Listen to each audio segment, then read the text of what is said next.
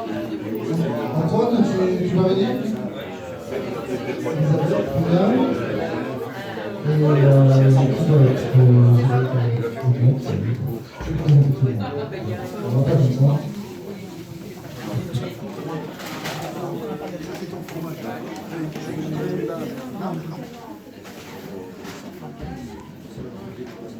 Bon, eh bien on va commencer. Super, il y a plein de monde. Vous êtes venus nombreux. Ah, je vois Ramoncho avec son groupe Criolinac dehors, qui va venir faire l'animation juste après. Bonjour à tous et à toutes. Un grand merci d'être venus aussi nombreux pour participer à cette opération intitulée Solidarité paysans consommateurs. Cette action est organisée aujourd'hui pour marquer le point de départ d'un grand projet d'intercoopération. C'est un grand projet donc d'intercoopération des circuits courts collectifs du Pays Basque. Ces circuits courts collectifs se développent et sont de plus en plus nombreux. Ils sont en train de se réapproprier les circuits de distribution alimentaire. En France, des dizaines de milliers de consommateurs se regroupent sur leur territoire pour former des collectifs d'achat. Ils forment des groupements d'achat citoyens de produits bio et locaux. C'est un véritable phénomène de société. Ici, au Pays Basque, ce sont les paysans qui, les premiers, ont montré le chemin. En effet, les premières AMAP ont été créées en 2005 sous l'impulsion de l'Association des producteurs fermiers du Pays Basque. Aujourd'hui, on trouve 33 AMAP répartis sur tout le Pays Basque Nord. On trouve aussi plusieurs autres modèles de collectifs de consommateurs citoyens. Cependant, un nouveau phénomène est apparu en France avec l'avènement en 2015 des épiceries participatives et des supermarchés coopératifs et participatifs.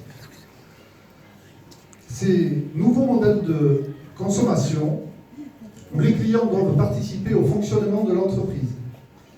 Pour pouvoir consommer, ils doivent obligatoirement donner chaque mois 2 ou 3 heures de leur temps.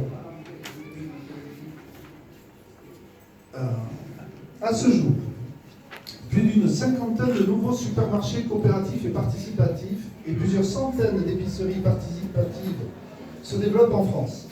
Sachez que l'un des 4 premiers projets coopératifs et participatifs européens est né au Pays Basque. D'autres ont vu le jour en Hendaye, à Urune, à Biarritz, bientôt à Garassi, à Baïgori. Bref, ce phénomène de société se passe aussi chez nous. Aujourd'hui, ils sont ici avec nous. Ils s'appellent Ochokop, on a les représentants, Andayakop, Larunkop, Urune, Larunkop, Cibourg, l'Épi de Biarritz et d'autres, Chauvandia. Mais avant de leur passer la parole, j'aimerais vous présenter Édouard. Édouard Exida est un paysan. C'est un ami. C'est lui qui est à l'honneur aujourd'hui. Son histoire est emblématique de ce que vivent aujourd'hui les paysans en France, mais aussi ici au Pays Basque. Il est éleveur de brebis en bio. C'est l'association Blé, Biarco, Bouraren et Cartea qui nous a mis en contact.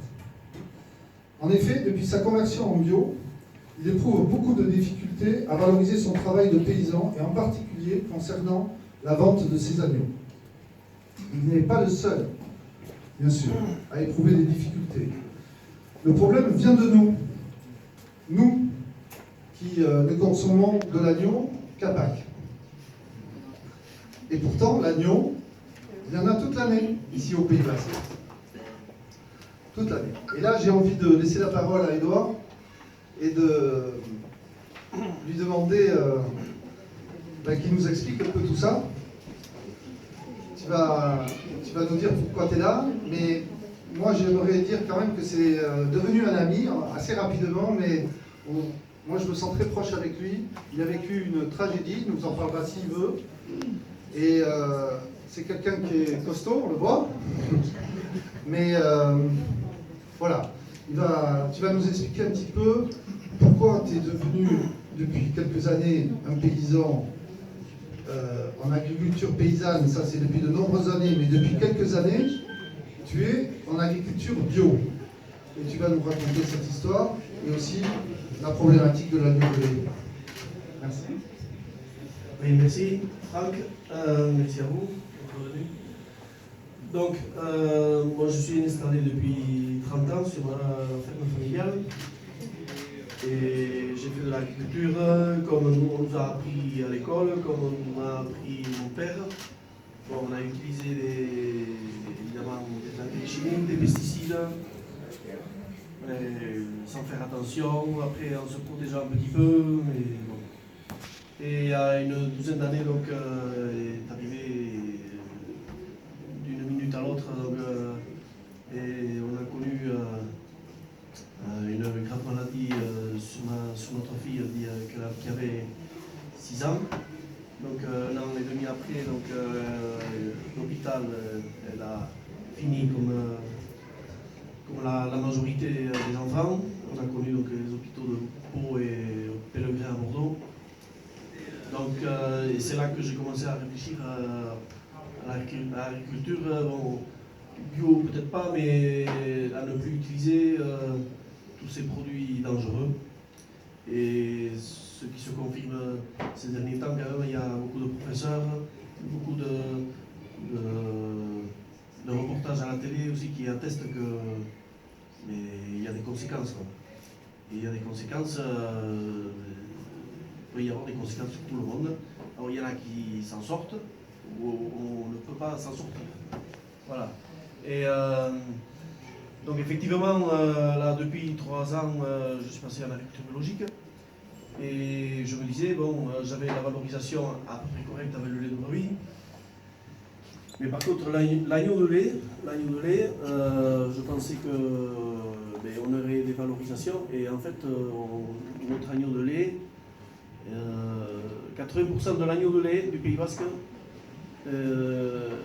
arrive au mois de novembre. Il est vendu notamment aux opérateurs professionnels, des coopératives ou des maquignons, au prix conventionnel. Et pour vous faire vous parler de quelques chiffres, il y a 40 ans, quand j'étais gamin, à l'âge de 10 ans, j'allais, je me souviens être allé au marché de Saint-Palais avec mon père, avec les agneaux de lait pour Noël, il y a 40 ans, et l'agneau se vendait 33 francs le kilo. Et aujourd'hui, au maximum, il se vend à 3,50 €. Alors les anciens, là, on fera facilement la conversion, mais les plus jeunes, je ne sais pas, mais c'était à 5 €. Il y a 40 ans, qui aujourd'hui accepterait de travailler avec les salaires d'il y a 40 ans? Voilà. Pour vous dire qu'à la télé, quand on entend que les agriculteurs vivent avec 350 € ou moins, et qu'il y a un agriculteur, voire plus, qui se suicide tous les jours, c'est la réalité. Et même en agriculture biologique, malheureusement. Et l'agriculture biologique avance. Bon, et puis on se montre.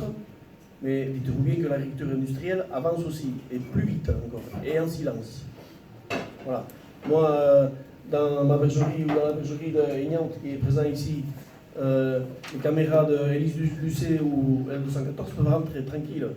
C'est pas sûr que dans une grosse majorité des élevages, les caméras puissent rentrer. D'ailleurs, elles rentrent en caméra cachée.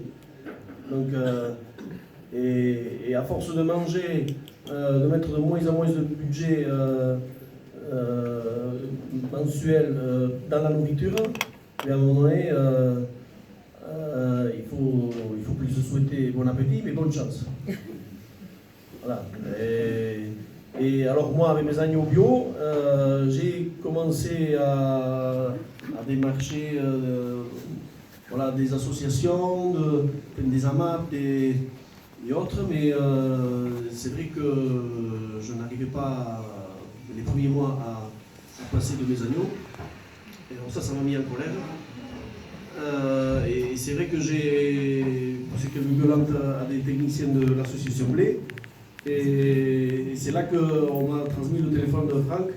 Et bon, voilà, ensuite, de suite après, ça s'est facilité. J'ai vu de suite qu'il y avait un énorme réseau que je ne connaissais pas, un énorme réseau de consommateurs qui étaient en attente de mes produits. Et alors que mes produits en bio et les produits bio de d'autres éleveurs au Pays Basque, eh bien, voilà, il manque un maillon, il manque un lien, et la création de cette nouvelle structure, mais j'espère que normalement ça va faire du lien, ça va rentabiliser notre travail, ça va permettre aux consommateurs de manger de la nourriture fiable, bio et locale. Parce que dans le local, s'il n'y a que le local, on peut avoir de tout aussi. Mais en bio, il faut se mettre bien dans la tête qu'avec le logo AB, on est les seuls à ne pas utiliser de pesticides, d'engrais chimiques. Voilà. Donc il faut que le consommateur fasse un effort. Nous, on le fait, l'effort. On est quelques-uns, on n'est que 7% des paysans en France à faire cet effort. Si on ne nous aide pas, on va y arriver.